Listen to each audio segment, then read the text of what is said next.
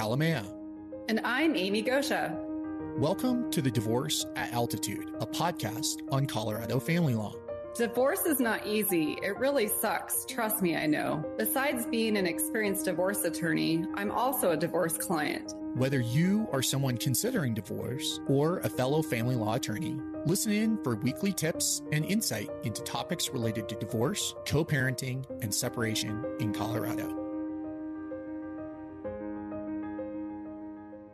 Good morning, everyone. Welcome to Divorce at Altitude. I'm Amy Goscha, and I'm privileged to have with me today my friend Monica Brizendine. She's recently went through a divorce just like I did, and we thought it would be really great to talk about what it's like, when you're thinking about getting a divorce, when you're going through the process, and then what life looks like after divorce. So welcome, Monica. How are you doing? Hi. Thanks so much for having me. I'm excited to be here and chat with you. Yeah. So I just thought it would be great for kind of our listeners to kind of understand. We both kind of went through this journey recently. So why don't you tell me just a little bit about yourself, like how long you were married, how many kids you have, their ages, kind of give me an update as to your background. Colorado is home. I love it here. I was born in Boise, Idaho, but have lived in Colorado basically mostly all my life, and I love it here. It's home. I met my previous husband here while I was working in pharmaceutical sales, and he was a physician. We're together for about 2.5 years before we got married, and then we were married for 11 years. We have 2 boys, an 8-year-old and a 4-year-old, and love my boys. And that's 11 years of marriage. Yeah. So then after you had your first son, did you stay home with your kids? I did. When my first son was born, like I said, he's a little over 8 now. And when he was born, we kind of jointly made the decision that based on my ex-husband's work schedule and how crazy that was, and then that my job had required quite a bit of travel, that we were fortunately in the position that I could stay home. And I really wanted to. I really embraced that role of stay-at-home mom, and I enjoyed it. And I think it was a really good fit for our family at the time. And then again, flash forward a few years, had my second child, and I just remained home that entire time. Yeah, that's really nice. From my perspective, I've worked, but my son is still, 2.5, and it's just crazy how they grow. And I give you props for that, because being a parent is beyond a full-time job. There's no break, as any parent can attest. Right. And to try to still manage a very busy work schedule in there, that is a challenge, and I commend you for that. Well, I'm sure and I know you and I have talked about this before. I think as moms, sometimes we have such a high expectation for ourselves. And for me, candidly, sometimes I feel like I'm not the best. I'm not the 100% parent, that I can be, but, we all do the best that we can. And well, sure, we all do. And I bet your son would feel differently. I'm sure he thinks the world of you. And I think that, I don't know, as parents, we are always the hardest on ourselves, especially as mothers. I think we create that stress and pressure to live up to all these standards and expectations on ourselves. And I think as mothers, that's probably a life lesson we could all consider in the way we live, that our children love us no matter what, and we love them no matter what, and to not put that kind of external pressure on ourselves. Yeah. So you were together with your ex for 11 years. My marriage is a little shorter, 4 years, but my perspective is I was getting married to be married for life. I'm sure that was your expectation as well. For better or for worse, till death do us part. And I meant it, every word of it. We were together for 13.5 years, and I truly believed in my heart of hearts, for better or for worse, in sickness and in health, to death do us part. And I would have, done anything to keep my family intact. But unfortunately, that was not in the cards for me. Yeah. So let's talk about, when did you know you were going down the divorce path? So in my case, to be honest, I really didn't have a choice. My ex-husband came home one night and told me that he had been having an affair for the last 6 months and was in love with this other woman and had no interest in trying to work out our marriage, our family unit, any of that. He was done. And I knew in that moment, the finality in his voice, that he had checked out of our relationship and was done. And I was in such shock. I truly didn't see it coming. I didn't think our relationship was perfect, but I thought in general, it was a good, healthy relationship. We enjoyed doing things together. We still would always spend a lot of time together, be it just us or as a family with our kids. We still did a lot of stuff together. And I truly didn't see any of the kind of maybe little bumps in the road as issues that were big enough to warrant him to seek that outside love and attention and affection and all of that. And that's a choice he made that I have now since come to understand that I can't control other people's choices. But going back to your question, basically, I didn't really have a choice. It was just, I'm going down this road of divorce now because he's had an affair and that's that. And he wants out. And I knew in that moment, I did not want to be married to someone who didn't want to be married to me. I wasn't going to sit there and kill myself trying to work something out when I knew that he wasn't going to equally try. Right. So putting all, like that just hard emotion aside, like what did you think about, related to your children? Like, I just could imagine like you just felt like you had to kind of pick up the pieces and figure out how to move forward. Yeah, that was for sure the hardest component in all of this, the hardest piece. Not knowing how to navigate what the message would be to them, very simply, like, why is dad moving out?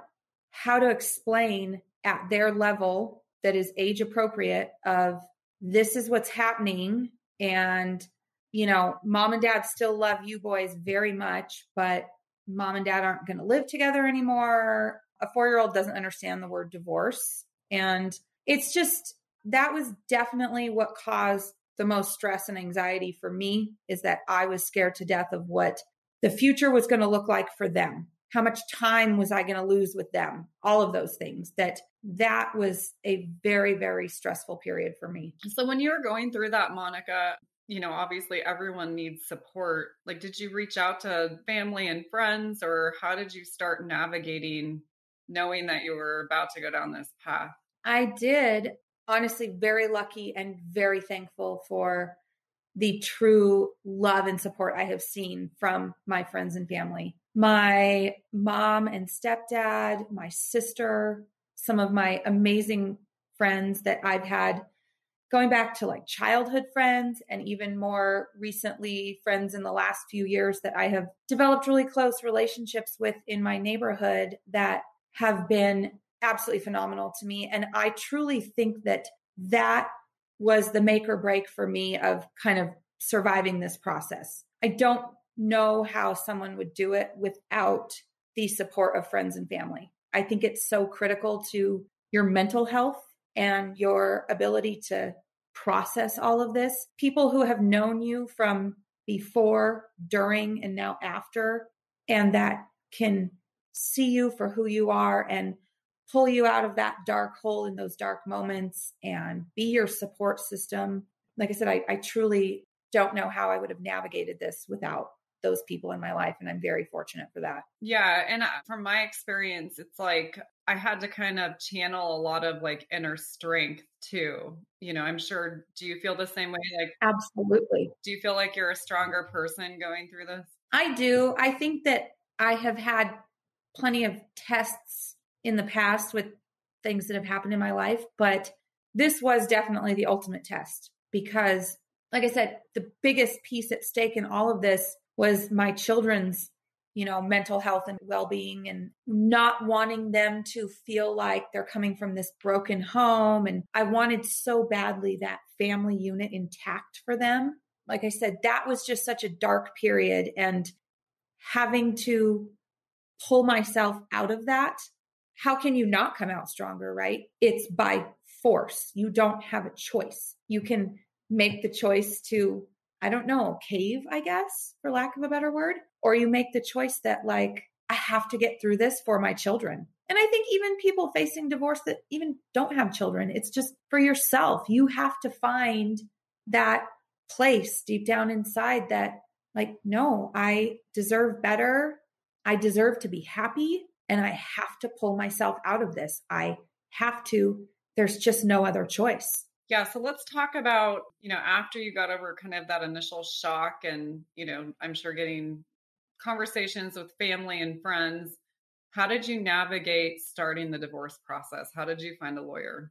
For me, but fortunately, I have a very dear friend who was going through some child custody issues and had found herself a wonderful lawyer, you, and she referred me. And that truly was a godsend because I do believe that process is really about finding someone that you connect with and fit well with and that you feel like really understands you. Like in our case, your office offered to set up like a initial Zoom consultation. And I felt like when we got on that Zoom and I met you for the first time, like, oh, here's another mom with young children. She really gets what my stressors are and how important keeping all the time with my kids that I can, all these things that I felt like we really connected on that level. And I guess I would just say my best piece of advice for people who are unfortunately going down this road is,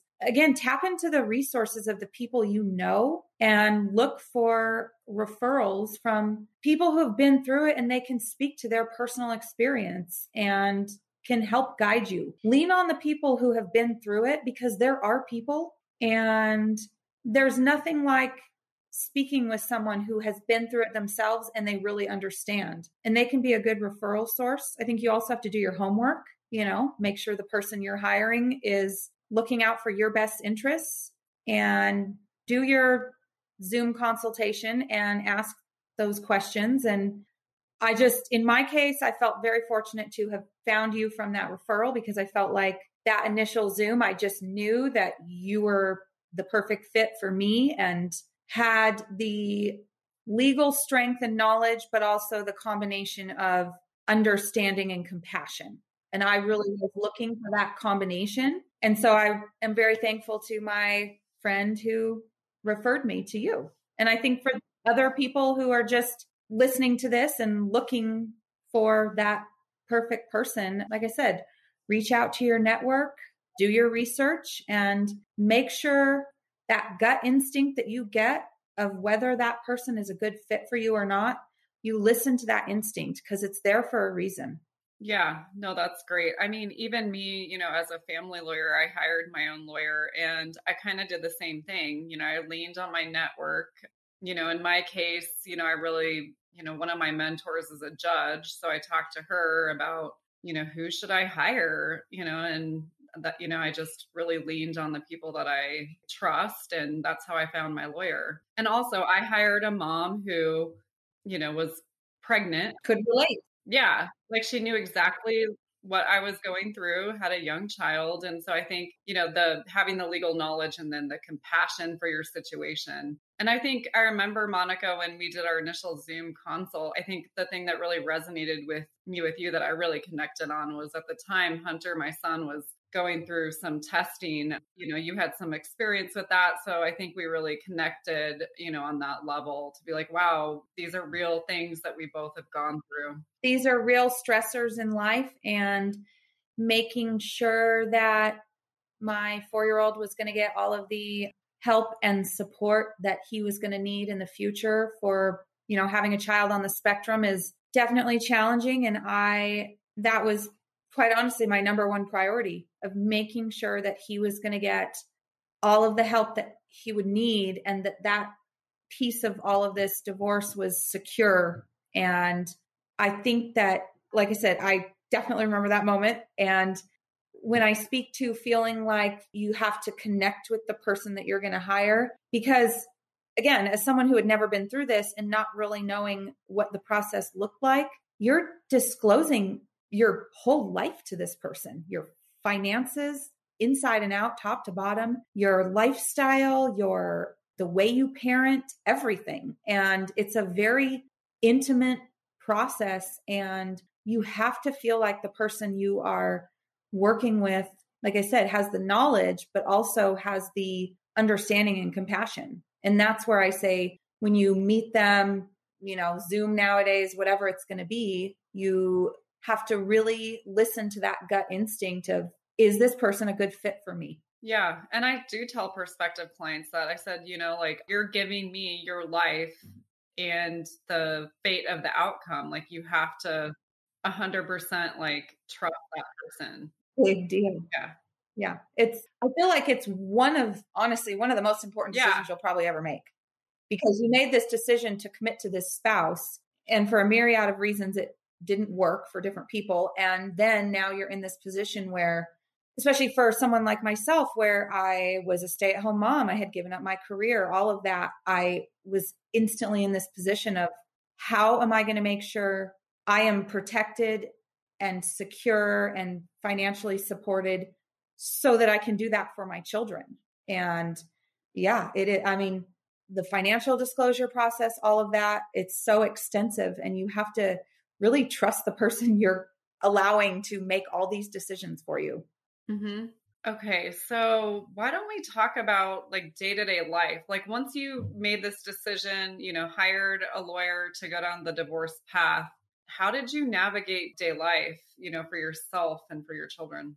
It's definitely had its challenges. There's good days and bad, I guess, like any situation, like life, right? And in the beginning, I tried to really, truly just focus on kind of this like one day at a time thing. It can be so overwhelming. And I tried to really just, okay, today I need to get this set of documents to my lawyer. Then I need to take my son to speech therapy, whatever it is, plan out my day, try my best to kind of stick to my plan. That helped me kind of compartmentalize getting done the stuff that I needed to do to get through the process, but also keep it within like boundaries of, I can't stay up till 3:00 in the morning to do this. That's not good for me. So trying to find a balance of maintaining some sort of normalcy and stability for my kids, their day-to-day routine. I tried my very best not to have that disrupted at all. And to be fair, I think my ex-husband did as well. We did try to really keep communication as good as we could, centered around the kids, and keep their lives, as normal as it could be given all the changes. But their schedule of school and extracurricular activities and all that was unchanged. And we tried to really stick to that. And for me, I really just, that was the time, especially in the beginning, where I really leaned on my support system a lot.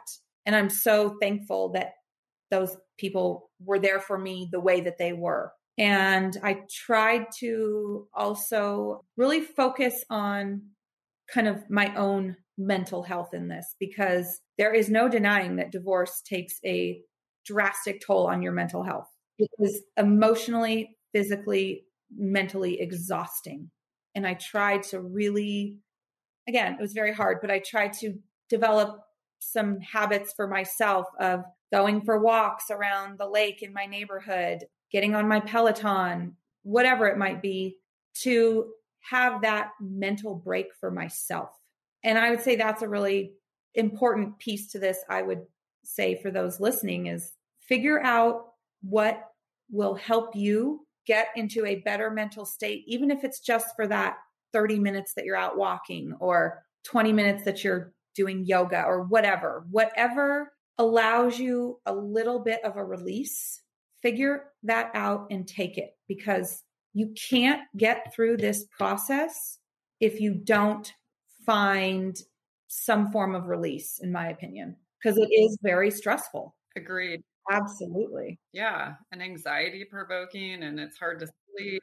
And then the other piece you hit on was mental health. I always recommend to my clients going through this, and I took my own advice going through this, is sometimes it helps to get a therapist, and we're at least in a time where therapy is, it's looked at as a positive thing. I think therapy is good. I took advantage of that. And I do think that it definitely helped me. but also, like you said, getting some exercise or just something that you can focus on that gets you away. Yeah. Whatever hobby, whatever love, whatever just, gives you that 30 minutes, whatever release that you can fit into your day. I think it's really important to find the time, make it happen, find the time, and take care of your mental health. And if for no other reason, for me especially, I felt like I need that so that I can be a better mom and not be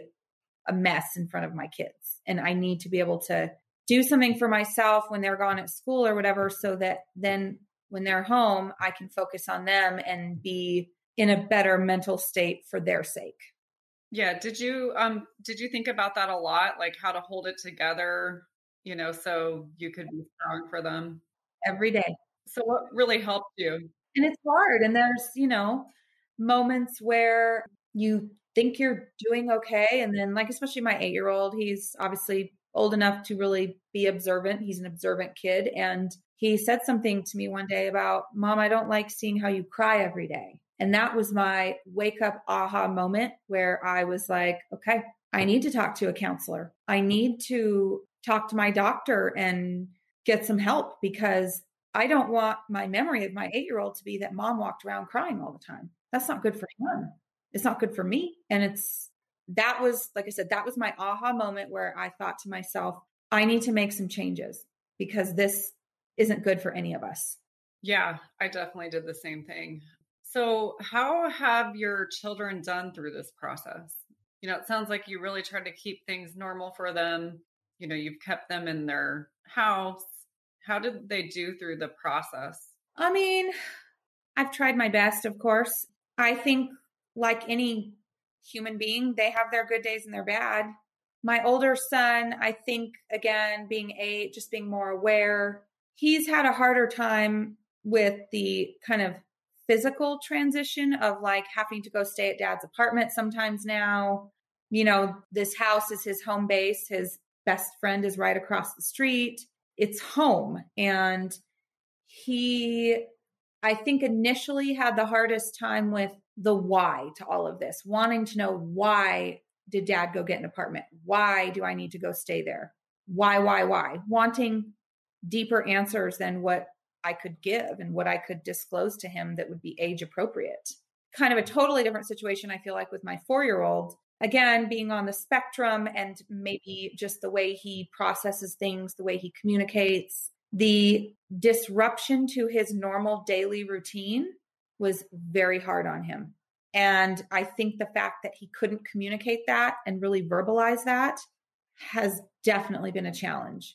And I am working with his, therapy team, his school team, everyone, to really try to get him back to that sense of stability and normalcy. But how can you feel stable when you're, going back and forth between 2 different houses? And it's a lot for kids. And I feel like they don't have the communication skills or the processing skills to really understand why they feel the way they feel. They can't properly verbalize it. And it's very stressful for them. And a lot of the time I spent talking to my counselor was about tools to use to help my children through this process, because especially my 8-year-old completely refused to speak to a counselor himself.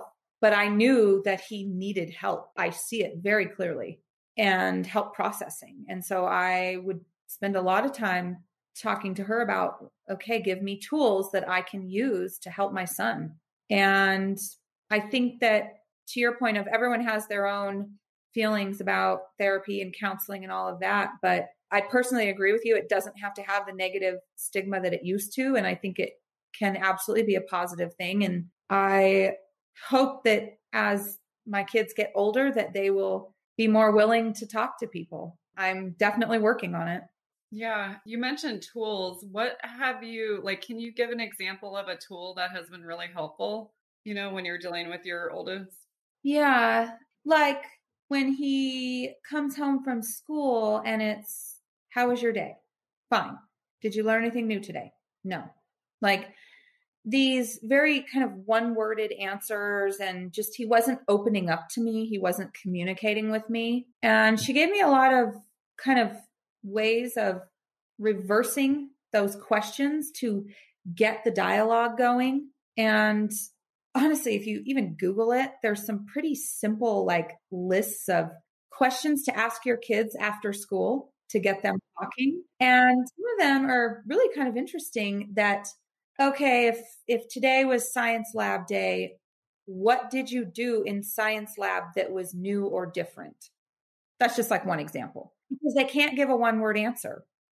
What was new or different specifically in that specialty today? Like, it forces the dialogue. And that's been one thing I've been really working on with him, is trying to really create the environment for a good, healthy dialogue. Because my hope is that at some point, if he can talk to me more freely about science lab or whatever, maybe someday he'll be able to talk to me more freely about his feelings about his dad moving out or whatever the case may be. And just creating that environment and that relationship between him and I, where he knows he can talk to me about anything and everything. And that's been a huge goal of mine right now, is to just make sure he knows he can talk to me.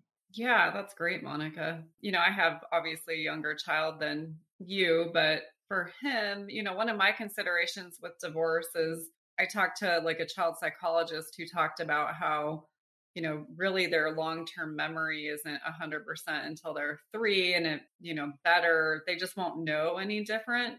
But one thing I'm noticing is that Hunter has kind of some separation, anxiety symptoms, because they're still going through that attachment, Yes.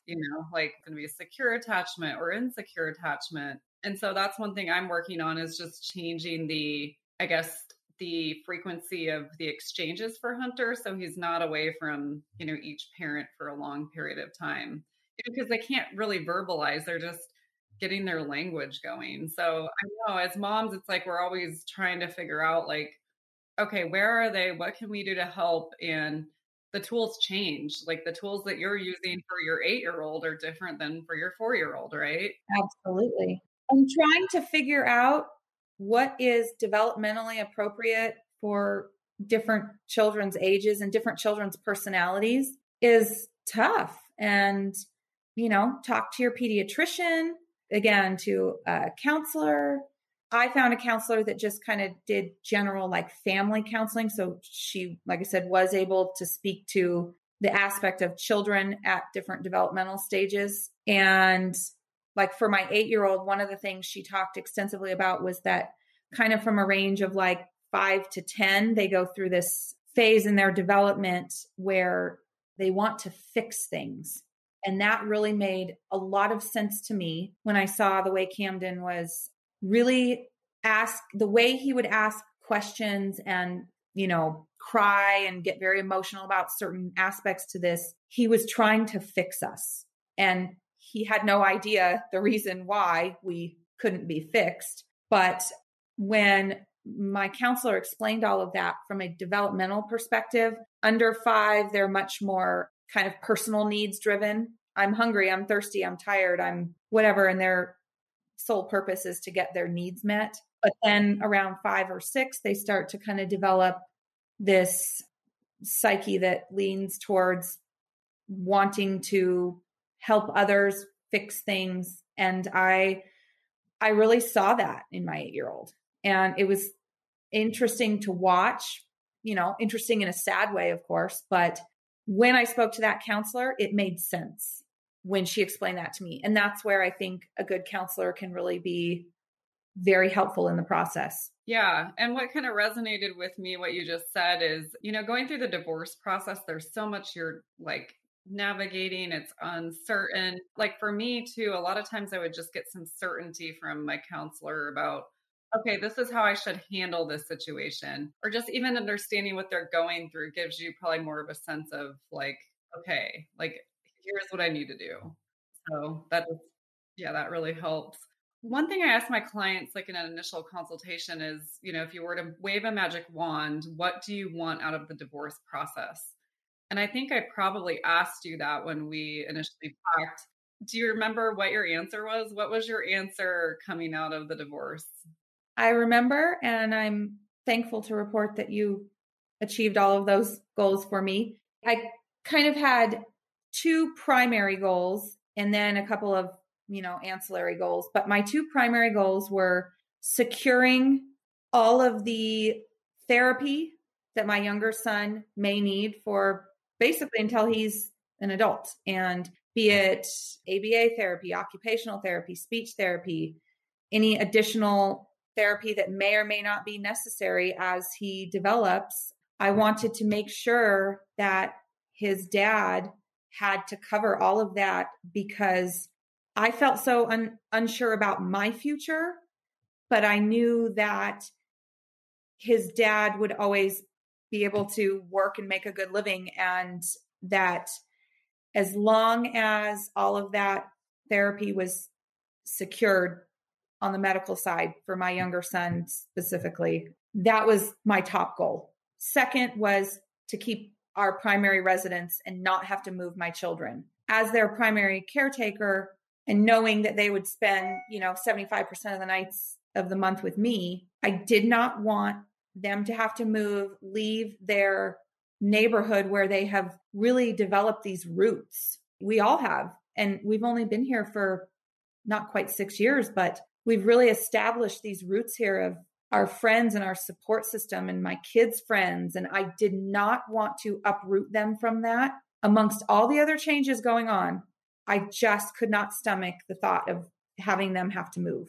And so kudos to you. And I was able to stay in this house and secure the medical care for my children moving forward. And those were my top priorities. Yeah. So just creating that stability for you and the children. Yeah. Okay. So now that you've gotten through the divorce process, actually, one question I do have for you is your divorce, you were able to kind of get through it really quickly, correct? I will admit, I kind of made it my mission that you don't get to have an affair and drag your feet and still be married to me a year from now. Like, you made your decisions. It's very clear. And I want out immediately. And I know there's this 92-day wait period and whatever in Colorado, but like I said, I really made it a priority to anytime your office asked me for documentation, any of the paperwork of anything, I was like, I will get this to her within 24 hours. I just felt like there's no reason to drag this on. It doesn't serve anyone. And I didn't mean it in a way of like rushing. It just was that I can't imagine living in this limbo state of unknown, of until it's final, not really knowing like, okay, will this house really be mine for me and my kids? Will, all of these different components. And I'm just not the type of person to be able to survive in that unknown state for very long. And I knew that of myself. I knew I needed the finality to ever regain any sense of security in my life and to know what my situation was going to look like moving forward and get this done so that I can know what my future will be. Yeah, you're the ideal client. You're like every client that every divorce lawyer wants, like really super nice to work with, like gets everything to us. When I think of an ideal client, you're the stellar. Well, I just felt like it doesn't serve anyone to have this drag on for a year or whatever. You hear those stories of these divorces dragging on for 2 years. And I just think I can't live my life in this state of conflict and fighting and upheaval and the unknown. Going back to the mental health component, that would not have been good for me. And I realized that very early on. And I just thought, I just need to get this done. So now that you're divorced, I'm divorced, let's talk a little bit about what life is like now. Like, what do you do on a day-to-day basis to kind of keep, your life going in the direction that you want? Yeah. Well, again, good days and bad, right? I feel like in general, I can see the light at the end of the tunnel in the sense that at least there are more good days than bad now. There are still those bad days. I'm not going to deny that. I still really struggle with the why behind all of this and the how. How could he do this to our family first and foremost, our family unit, our kids. And I try to really focus on that understanding that I can't change the past. And now all I can do, as cliche as it may sound, is focus on the future for me and my kids and try to maintain that normalcy in their life and try to keep them on a consistent schedule as much as I can, keep them in their activities that they enjoy. And for me, it's really been a lot of leaning on my support system still, of going out for girls' night dinner or pedicures with friends, whatever it may be, to not isolate myself, because I think that would be very easy to do, and to make myself kind of get out there for me and just do things I enjoy. And I had to really kind of take a step back and look at, well, what are things I enjoy for me, not things I enjoyed doing because I was doing them with my, now ex-husband, but what are things I enjoy? And I had to really kind of step back and think about that. And I think you and I talked about one time it was like at one point you really enjoyed running. Okay, what about a run club? Or, just things where you kind of have to really step outside of your comfort zone and make yourself do things that maybe you wouldn't have done when you were married, but it's okay to try new things and to want to do different things for yourself. And that's okay. Yeah, because it's so easy, being in married and mom mode to just think about everyone else's needs. And it's like, we are always last. Yeah. And now, especially the days I don't have them, it would be really hard to just sit at home in this house without my kids here. Right. Like the house we built to raise them as a family. It would be really hard on me psychologically. So I thought, I need to do stuff for me and keep myself busy. Yeah, no, that's great. I think overall, Monica, like you're doing great. Like you have a great attitude. Thank you. You really are doing a good job. And, like here's to come to the future. Both of us are just kind of on the other side of it.